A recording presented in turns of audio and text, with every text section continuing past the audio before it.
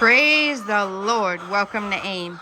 Guys, I am back with another video to give you guys an update on the chickers. Okay, so today is July 8th, 2025, and the chickers are 24 weeks old. We had a new worker starting today in the pen. Our current stock inside the pen is 539. We have 2 chickens in an outside pen that are separated. So that is what we got going on. It's been a lot, guys, trying to get my rhythm down and everything. As far as picking the eggs and caring for the chickens. So, yeah, they're doing well, as you can see. Let me take you over here and I'll bring you back and show you the eggs. Because, yes, they are laying. They've been laying for a while now. They are increasing the number of eggs they are giving me every day. So we thank God for that. So this is what their boxes are looking like. Still are able to stand on the boxes up here, which I'm going to try and get a remedy for that because it's not ideal, but it's still better than a flat top, right? Still better than a flat top. There's also another little place right over here where they get in the back. So I need to cover that. Yeah. But overall, they're doing well. They're doing very well. They're eating 1 bag plus 1 bucket of food. So normally, for the full capacity of what they're going to eat, the most they'll eat for 400 birds, it's 1 bag. Right? So we have more than 400. So they get a bag and a bucket. You could fit 1 bag into 3 buckets. And these are the buckets I'm talking about, guys. Yeah. So, just so you guys get a real feel for the size of it, 18-liter paint buckets, which have been cleaned and washed. And that's what we use. So, we just pack them in. Pack the food in here. You can fit more in when you pack it down. Like you shake the, you hit the bucket to the ground. And even when you walk from up there to carry it down here, it settles. So you know how things do when you pack them in containers and then after a while, you know, they will, it will settle. The product will settle, right? So that's what happens as you're carrying it down here. So very thankful. So just to go over a quick rundown with you guys, some of you might be new to the channel, you might be new to poultry. So this is our setup. We have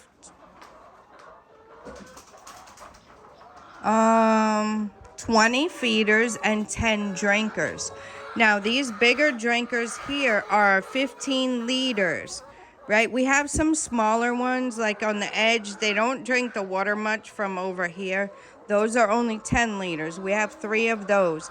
And the rest are 15-liter drinkers, right? So, well, hello, Missy. How's she doing?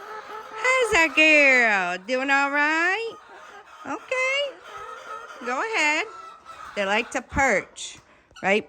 So anyway, that is our setup for the feeders. The feeders are hung by rope, and the drinkers are set on cinder blocks. Okay, so that is how we do it. The sawdust is in there as well, and they will scratch around, and they will also have their dust bath, right? That's what they do. They're mimicking what they do outside, okay? So that's just their normal tendencies, and that's what they do.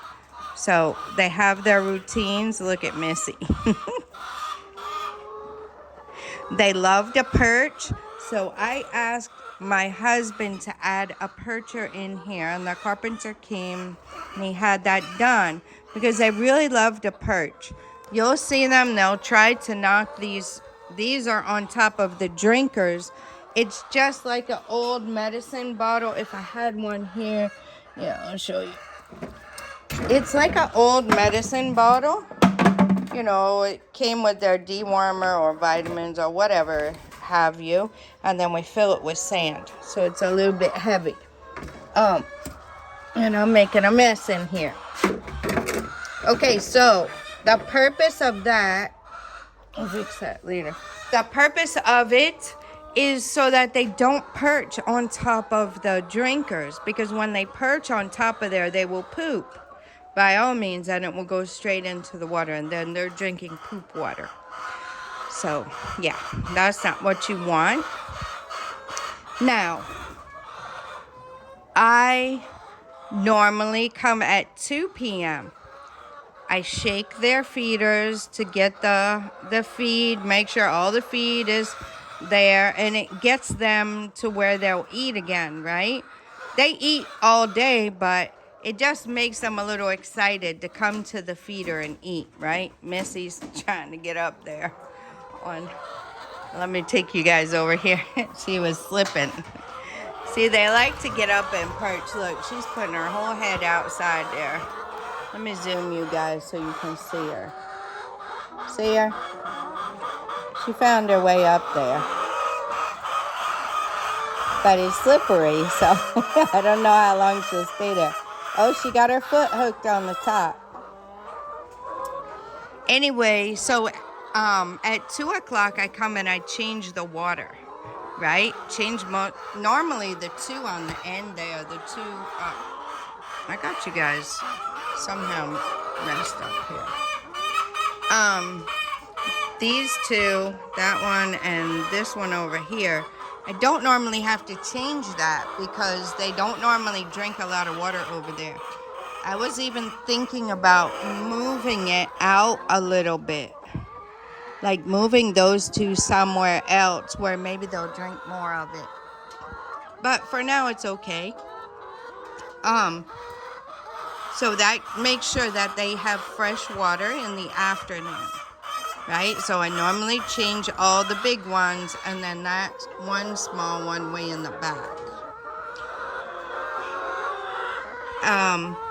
I normally try to come at 9 o'clock and pick the eggs. On Sundays, I don't pick the eggs until the afternoon because we go to church, and I just leave them there. The risk you run with not picking the eggs early is that maybe sometimes they might get broken or something, right? If there's a lot of eggs laying around. But I haven't noticed this go around many broken eggs. Some, but not many. I had a big giant egg broken this morning because they laid it right here at the gate. So when I opened the gate, I heard crunch.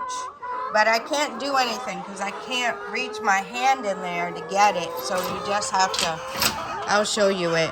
You just have to, take that risk and that loss. And it was this egg. It was quite big. It was like one of the biggest eggs. Probably a 70-something gram egg or maybe an 80-gram egg. So because it was so big, the gate couldn't go over top of it and it crushed it. But that's some of the risks that you run. You might get an egg broke here or there if you don't pick them in the morning, right? So we calculate that, and it's okay with us on Sunday. So I get to go and worship with my brothers and sisters in Christ and, get a little time out. Another thing I want to mention to you guys is that this is a full-time job, okay? This is a full-time job. So I'm thankful to be here at the house, right? We're on the back plot of our 4 plots, and we have this pen here. I'm thankful that the work is here, and I don't have to go out and do it somewhere, right? So I'm very grateful for that. But it's a full-time job, guys. If you add in the time it takes in the morning to, you feed them, you take these buckets one by one and fill the feeders up, right? We have this little container, and we use this little container, and roughly about 2 of these per feeder, right? You don't want to fill the feeders up and let them just keep eating. You do it every day, right? The purpose of that is to make sure they get the right amount of food, but also to make sure they don't overeat. If they overeat, the egg production will definitely be affected.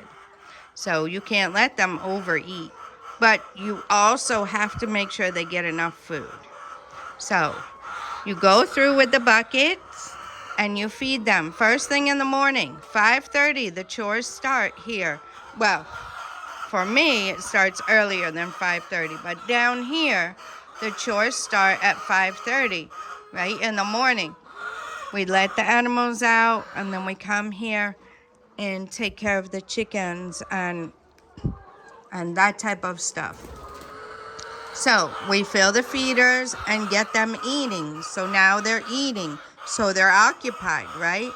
And they're all gathered around the feeders. And it's easier to bring the waters out. So then we bring the drinkers out. We use this bowl out there. We have a hose. I'm basically going over the whole thing with you guys so that you'll see it.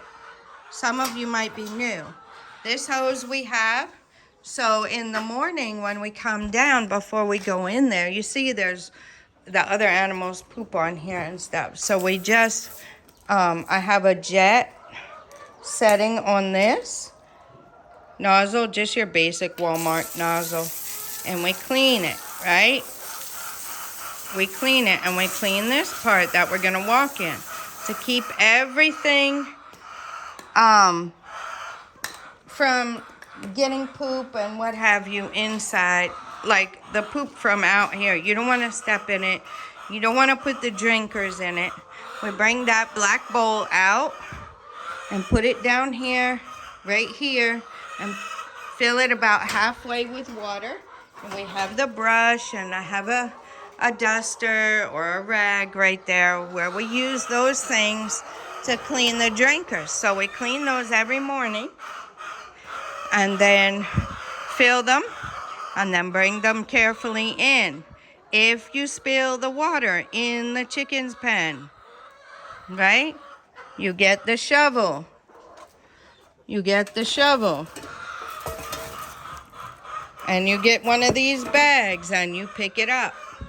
You do not leave wet sawdust in the chicken's pen. It's not good for them. It can cause diseases and whatever. Just not good, right? So if you spill it, you have to pick it up. And that's how it goes. And then, which it does happen. It does happen sometimes. Sometimes the handles give way, the bottom gives way, anything can happen, right? So you have to be very careful when you're bringing the water in. So after all that and the water's in and everything, then you're done. The other thing I didn't mention, we have special boots. Not special, but separate boots. These boots are only for the chicken's pen, right? These boots are for a helper, only for the chicken's pen. Those boots do not get worn out into the yard with the other animals or anywhere else. They only get worn right in here. When I come at 9 o'clock to pick the eggs, I sweep in here and make sure there is no poop in here that I'm gonna step in from one of the other chickens or whatever. I make sure I sweep that up and I'm not stepping in it before I walk into the pen. It's just a few little precautions to make sure that the chickens are healthy, right? I understand that their close proximity and everything is fine, but we do try to minimize the impact, right? Ideally, you would have a foot bath with a, solution in it that you would step in before you go into your chicken's pen. Those are more for your big commercial type poultry farms, right? So that being said, when I come down here at 9 o'clock in the morning, and sometimes like this morning, I had something to do that I've been meaning to get done. I'll just go ahead and tell you, I have a whole bunch of lemons my husband had brought me from the farm, and I did not want to let them go to waste. So I was making lemon juice and also slicing them and de-seeding them to put lemon slices in the freezer. So I would have them for my water. And the lemon juice, so I can make lemonade or use it for anything I want to use it for. So I wanted to get that done, and things have been quite busy around here. So I just decided to come down here a little later, which I came down here at about 9:45-ish instead of 9 o'clock. So what I did then was we have these plastic crates that normally people pick the eggs in and then bring them here and sort them into the paper crates. I've tried it. I don't particularly like picking them in there. I'm used to these. I bought these at Dollar Tree before we moved here, and I shipped them because I didn't know we were going to do this, but I knew that I wanted to have chickens that would lay me eggs, and I wanted an egg crate to put them in. So I purchased these. They came with a lid for $1 back when it was still $1 at Dollar Tree. And I had several of them. A couple got broken. Yeah, but other people using them, they got broken. But I have 3 that are not broken. And you can see here, these are broken. So they make them a little bit weak. But what I like to do is I like to take 2, which I can manage quite well together. And I fill the 2, and then I bring them out. I have a little scale here, and I weigh them in grams. So you see the 0 there. So you will weigh it, and it tells 46 grams. So the 46 grams goes here. So you have your different sizes, right? We have 4 sizes. We used to have a different size which was even smaller than these, but they're not laying those anymore.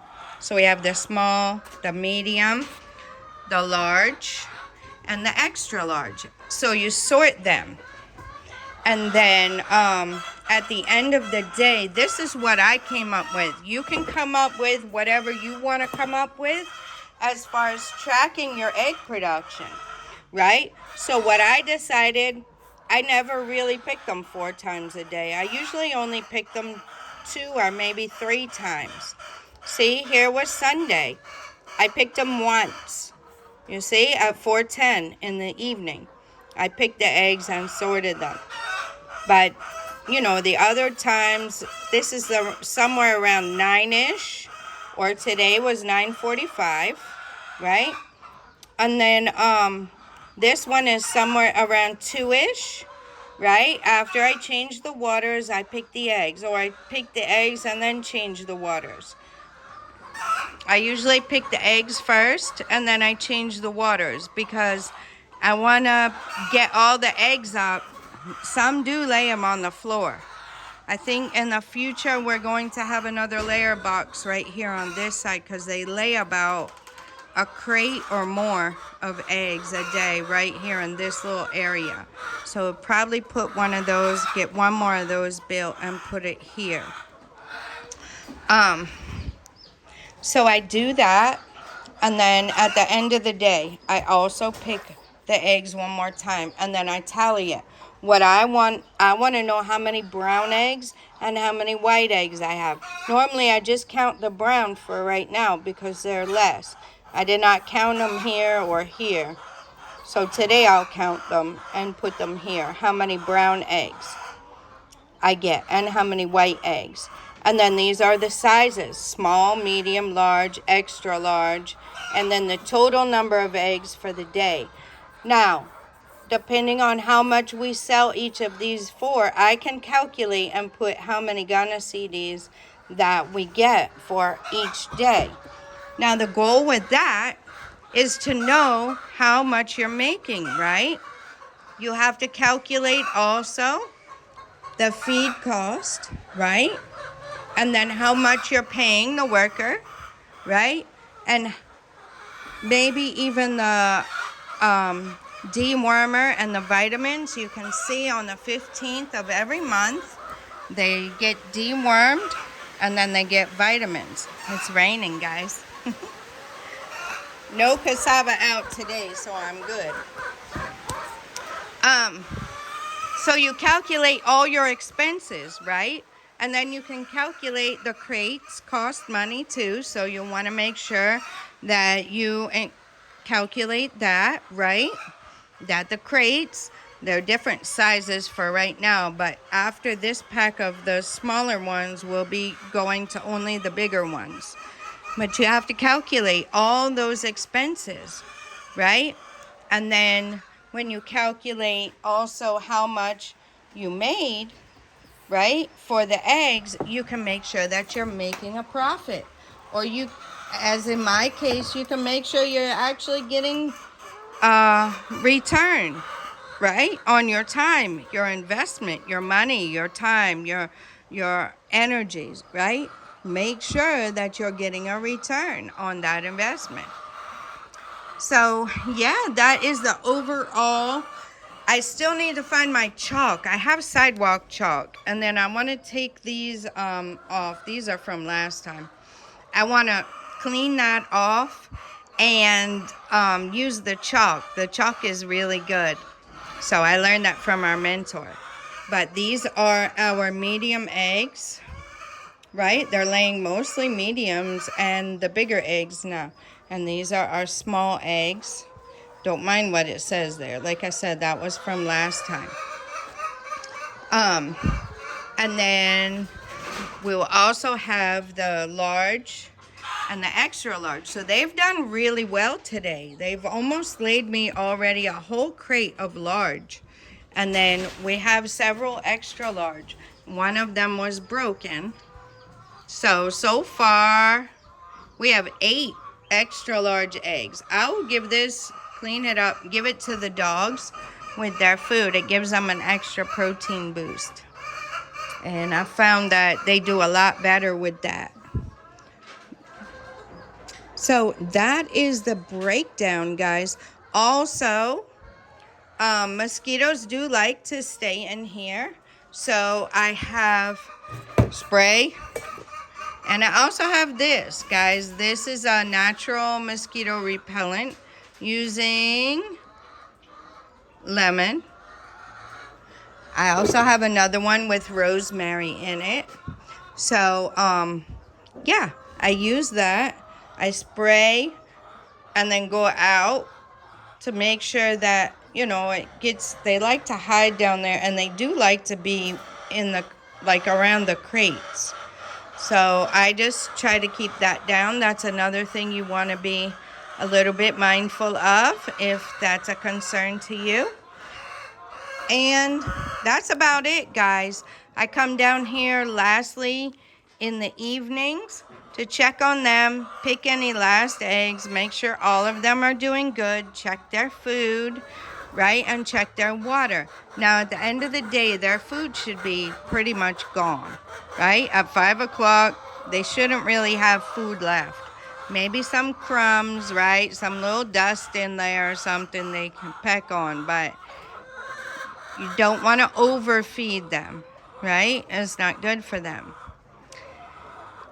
So that's what I do at the end of the day. And then the other part of it is also selling the eggs, right? That's a whole nother part. You can do the eggs, you can do all this work, but if you don't sell them, it doesn't mean anything, right?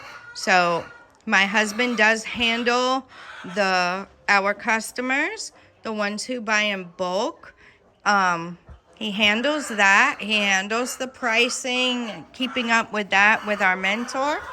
And then also, oh, I gotta go check the number. And also, we sell them by the crate here at the house. So people come and ring the bell. They know, word gets out, guys. People will find out. Word gets out that you sell eggs. So we have some up there in the kitchen. And when people ring the bell, they come and they buy the eggs, buy the crate, 2 crates, 3 crates. Those are the small customers, right, that are buying it by the crate or 2. And then we have our big customers that buy it by a large quantity of crates, right? So, yeah. So that is another part of the job.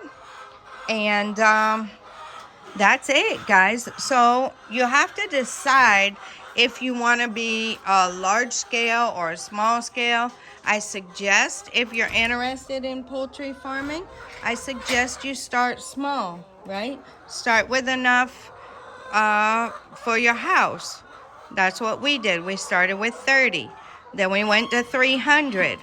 Now we're at 550, right? So we were even talking about that we might expand later on so we can get a little more here at the house.